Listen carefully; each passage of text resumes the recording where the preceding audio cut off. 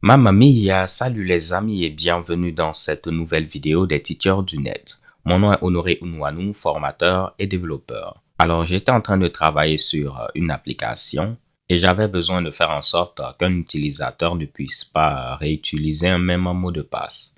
Donc là par exemple, imaginons que je veux réinitialiser mon mot de passe. Je vais mettre mon adresse mail. Et je vais recevoir un mail de réinitialisation. On clique là, on me demande mon nouveau mot de passe, mais si je tente d'utiliser un mot de passe que j'ai déjà eu à utiliser, ceci ne va pas marcher. Là, pourquoi pas, je vais venir en français pour que ce soit beaucoup plus simple. On valide. Et vous voyez, votre nouveau mot de passe ne peut être identique à aucun de vos mots de passe récents. Veuillez choisir un nouveau mot de passe. Donc, on a la même chose si je tente de me connecter. Donc là, je vais faire ceci rapidement. Si je décide de modifier mon profil et changer mon mot de passe, de la même manière, je ne peux pas réutiliser un mot de passe déjà utilisé. Donc, non seulement à la réinitialisation, j'ai cette vérification, mais également lorsque je veux changer mon mot de passe. Donc, j'avoue qu'en tant qu'utilisateur, c'est très énervant d'avoir ce genre de message-là, parce qu'on ne veut pas choisir un autre mot de passe, vu que ce sera difficile de le retenir. Mais si vous êtes dans un contexte d'une application où vous êtes obligé de le faire, je vais vous montrer dans cette vidéo comment est-ce qu'on peut procéder. Donc là, j'ai une application Laravel classique et j'ai eu à créer une migration qui permet de créer une table qui a pour nom Password Histories.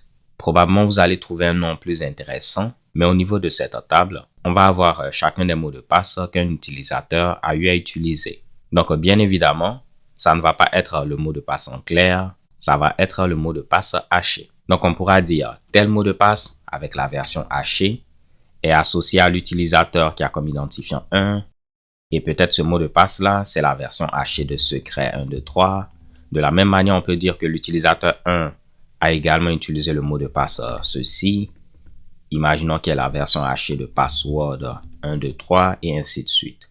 Donc tout ce qu'on aura à faire lorsqu'un utilisateur va choisir un nouveau mot de passe, on va le hacher et puis vérifier est-ce qu'on a déjà ceci au niveau de notre historique de mots de passe. Si c'est le cas, on va dire qu'on ne peut pas choisir ce mot de passe. Dans le cas contraire, tout va bien se passer. Donc là, on a l'identifiant, la version hachée du mot de passe et puis l'identifiant de l'utilisateur auquel le mot de passe est associé. Après, on a la date de création et la date de dernière modification. Donc là aussi, simplement, voici la migration pour la table. De la même manière, j'ai un modèle ici, Password History. Donc, comme on peut le voir, le seul champ qui est fillable, c'est le password. Étant donné que ceci, il va être rempli automatiquement vu qu'on va l'associer à l'utilisateur pendant la création. Vous allez le voir dans quelques instants. Et de la même manière, le created at, updated at vont être gérés automatiquement. On dit qu'un historique de mot de passe appartient à un utilisateur. Donc, on met une relation belongs to. Et puis de la même manière, au niveau de user, on va avoir la relation inverse. Donc, un utilisateur a plusieurs mots de passe. Donc, ici, as many password history. Donc, rien de bien compliqué, n'est-ce pas? Un historique de mots de passe est associé à un utilisateur et il va contenir simplement la version hachée de chacun des mots de passe. Et on a eu à faire la relation entre l'utilisateur et son historique et de la même manière entre l'historique et l'utilisateur. Maintenant, ce que je fais, c'est quoi? Lorsqu'on vient au niveau de l'interface et puis on essaie de créer un compte, je vais fermer ceci. À chaque création de compte, on va automatiquement ici prendre le mot de passe qui a été utilisé lors de la création du compte et on va le sauvegarder au niveau de l'historique des mots de passe. Et de la même manière, à chaque fois que l'utilisateur va réinitialiser son mot de passe ou bien mettre à jour son mot de passe, on va avoir besoin de mettre à jour l'historique également. Et pour faire ceci, j'utilise un système d'événements. Donc, si on vient au niveau de App Provider, Event Service Provider, vous allez voir, lors de l'inscription, cet événement registered, il est déclenché. Et on dit que lorsque cet événement est déclenché, on va appeler ici un listener qui a pour nom Update User Password History. Et de la même manière, à chaque changement de mot de passe, donc que ce soit lors de la réinitialisation ou bien lorsqu'on met à jour le mot de passe, l'événement Password Reset va être déclenché. Et là également, on met à jour l'historique des mots de passe. Donc, juste pour vous le montrer, si je viens au niveau du contrôleur qui permet de gérer l'inscription, vous allez voir que une fois que l'utilisateur est créé, on déclenche cet événement. Et vu que cet événement sera déclenché, tous ces listeners seront appelés. On va envoyer un mail de vérification, mais ce qui nous intéresse, on va mettre à jour l'historique des mots de passe de l'utilisateur. Et de la même manière, lorsqu'on réinitialise le mot de passe de l'utilisateur, on déclenche l'événement Password Reset. Et aussi, lorsqu'on met à jour le mot de passe, on déclenche l'événement Password Reset. Donc, dans ces deux cas-là, également, on va mettre à jour l'historique des mots de passe. Regardons maintenant ce que ceci fait. Donc, si on vient au niveau de App Listener, voici Update User Password History. Et tout ce que ce listener permet de faire, c'est quoi? Donc, on a vu qu'il est appelé soit lorsque cet événement est déclenché ou bien lorsque cet événement est déclenché. Et en fonction de ces deux événements, on aura toujours l'utilisateur qui va être passé. Donc, si on se rappelle, si on vient au niveau de Register, on passe à l'utilisateur lorsqu'on déclenche l'événement. Et on peut y accéder via l'attribut User. Et c'est la même chose lorsqu'on utilise Password Reset. On peut y accéder via l'attribut User. Donc, au niveau maintenant de notre listener, via l'événement, on accède à l'attribut User. C'est donc un objet de type AppUser. Et puis, on appelle une méthode Update Password History. Cette méthode se trouve au niveau de notre modèle User. Et voici notre modèle. Et si vous regardez cette méthode, tout ce qu'elle permet de faire, elle utilise notre relation, donc de l'ensemble des mots de passe. Et puis on crée une nouvelle entrée pour dire que l'utilisateur, il a eu à utiliser ce mot de passe-là. Et bien évidemment, ce qu'on stocke, c'est la version hachée du mot de passe. Ce n'est pas ici la version claire. Donc si je lance par exemple Table Plus, on vient ici. On peut voir qu'au niveau de Password History, on dit que tel mot de passe est associé à tel utilisateur. Et le mot de passe, c'est la version hachée. Donc, juste pour être clair, ici $10 va faire référence à l'utilisateur qui est concerné. Étant donné que là, on est au niveau de notre classe App Model User. Donc, $10 fait référence à un utilisateur. Et là, on accède à l'historique des mots de passe pour cet utilisateur. Maintenant, on dit qu'on va rajouter une nouvelle entrée à l'historique des mots de passe pour l'utilisateur. Donc, Laravel pourra automatiquement deviner le User ID. Ça va être l'identifiant de l'utilisateur concerné. Donc, l'identifiant de cet utilisateur. C'est pour cette raison qu'on n'a pas besoin de passer le User ID. On passe simplement le mot de passe et Laravel pourra inférer le User ID. Et si vous vous rappelez, c'est la raison pour laquelle seul password est fillable, vu que c'est ce que je passe ici. Mais le User ID va être déterminé automatiquement pour nous. Donc encore une fois, c'est très important. Toutes les requêtes qu'on va faire, elles seront scopées à l'utilisateur concerné. Donc lorsqu'on va récupérer l'historique des mots de passe de l'utilisateur pour la vérification et tout ceci sera scopé à un utilisateur. Donc si je me répète, je veux juste dire que Lorsqu'on vérifie est-ce qu'un mot de passe a déjà été utilisé, ce n'est pas au niveau de l'historique de tous les utilisateurs. C'est au niveau de l'historique de l'utilisateur qui nous intéresse. Et on pourra filtrer ceci en se basant sur le User ID. Donc, c'est ce qui va se passer à chaque fois que l'utilisateur utilise un nouveau mot de passe. On peut le prouver. Je vais venir au niveau du navigateur. Je vais me connecter rapidement. Secret 1, 2, 3. Et on va utiliser un mot de passe qu'on n'a pas déjà utilisé. Donc, je vais mettre passer 1, 2, 3. Passer 1, 2, 3. Désolé pour l'interface, mais vous allez voir maintenant, une nouvelle entrée va être créée pour dire qu'on a déjà utilisé le mot de passe passer 1, 2, 3. Donc, la prochaine fois, si on tente de changer le mot de passe, là, il va falloir que je reset ces Mitsubishi là. Mais si je dis que le mot de passe c'est secret 1, 2, 3 et qu'on dit que le nouveau mot de passe qu'on veut utiliser c'est secret 1, 2, 3 ou bien passer 1, 2, 3, ça ne va pas marcher vu qu'on l'a déjà utilisé. Maintenant, comment est-ce qu'on vérifie ceci? J'ai eu à créer une classe. On va fermer tout cela. Au niveau d'un dossier service qui a pour nom Password History Checker. Donc, on aurait pu l'appeler n'importe comment, mais cette méthode permet de valider le mot de passe en question. Elle reçoit l'utilisateur et puis le mot de passe dont on souhaite vérifier la présence dans l'historique. La première des choses que je fais, c'est quoi? Si la fonctionnalité de Password History n'est pas activée, on ne va rien faire. En grosso modo, j'ai eu à créer un fichier de configuration qui a pour nom Sama Wallet. Donc, on aurait pu créer n'importe quel fichier, mais c'est le fichier de configuration de notre application. Et là, par exemple, j'ai rajouté une configuration pour Password History.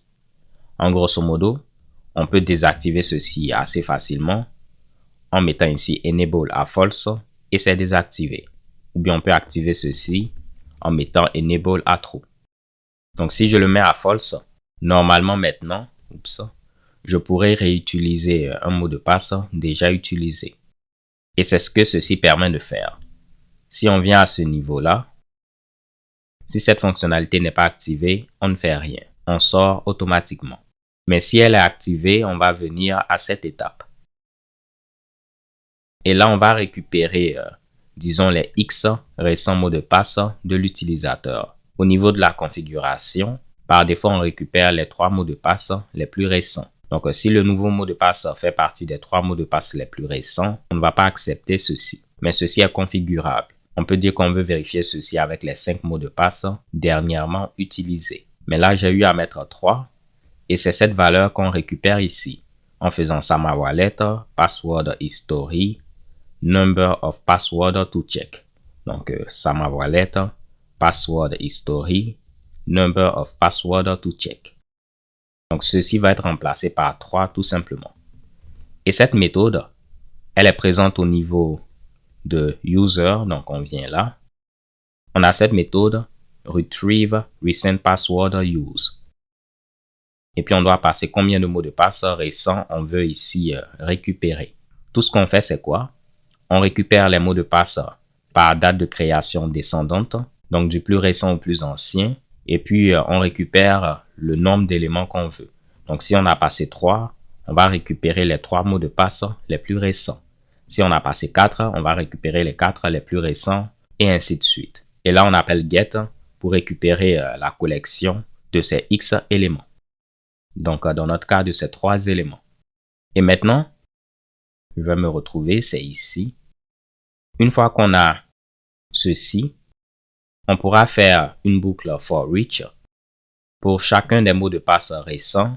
Au niveau des X derniers mots de passe, on va hasher le mot de passe qui a été passé et puis vérifier est-ce que le hash correspond au hash d'un des mots de passe présents au niveau de l'historique. Donc, est-ce que le hash du nouveau mot de passe correspond au hash d'un des mots de passe récemment utilisés. Rappelez-vous, on ne peut pas vérifier avec l'égalité vu que ce qu'on stocke, ce sont des versions hachées. Donc ici, si on veut accéder au mot de passe, c'est le champ password. Donc là, c'est un élément de type password history, vu que là, on récupère une collection d'éléments de type password history. Et au niveau d'un élément de type password history, on peut accéder au mot de passe en mettant ici password. Donc là, on a la version hachée. Par exemple, ceci. Après, ça va être cela. Si on a d'autres éléments dans l'historique pour l'utilisateur, ça va être le prochain.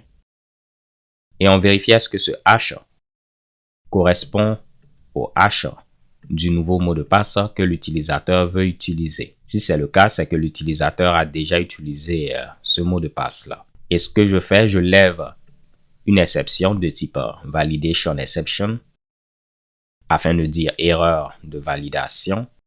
Et puis là, le message, ça va être password already used pour dire mot de passe déjà utilisé.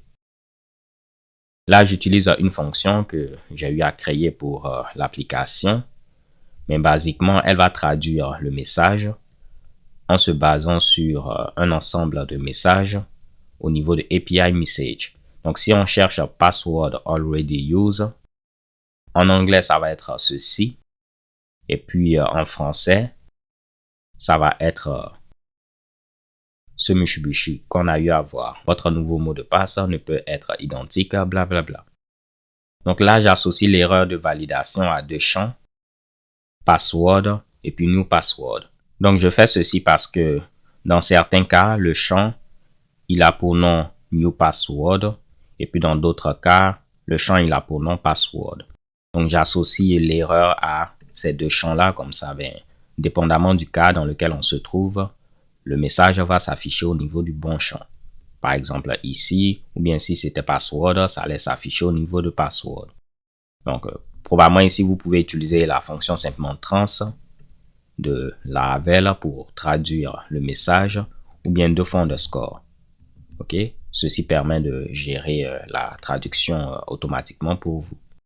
Donc, si on regarde cette méthode, si le mot de passe est valide, on n'aura rien. C'est-à-dire, si le mot de passe n'a pas déjà été utilisé, on ne va rien faire. Mais si le mot de passe a déjà été utilisé, on va lever une exception de type validation exception.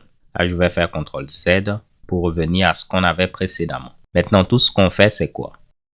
Si on vient au niveau de nos contrôleurs, par exemple, le contrôleur pour réinitialiser le mot de passe, je vais injecter notre service password history checker. Donc là, je l'injecte de cette manière-là. Ici, comme si on avait défini un attribut et puis on assignait la valeur à l'attribut en procédant de cette manière-là. Donc, c'est la même chose. Simplement qu'en PHP 8, je peux simplement mettre private et puis tout va être géré automatiquement. Donc là, lorsque je veux réinitialiser le mot de passe, j'utilise notre password history checker et puis je lui demande de valider le mot de passe de l'utilisateur et voici le nouveau mot de passe en question. Donc lui, ce qu'il va faire, c'est quoi?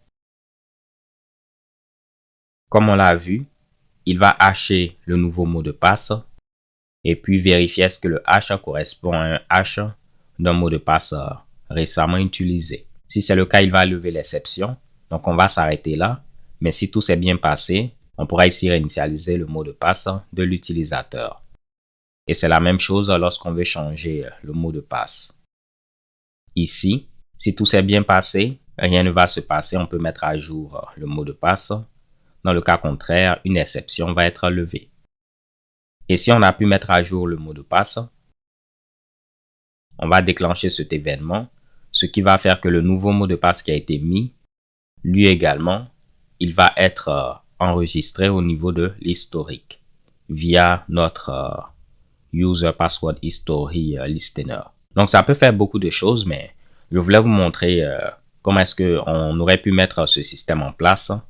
Également, le rendre customisable en ayant une configuration qui permet de l'activer et le désactiver. Alors, ce sera tout pour cette vidéo. J'espère que vous l'avez apprécié. Si tel est le cas, n'hésitez pas à liker la vidéo et à vous abonner afin de ne rater aucune vidéo. D'ici là, portez-vous bien. Stay tuned and take care. Peace.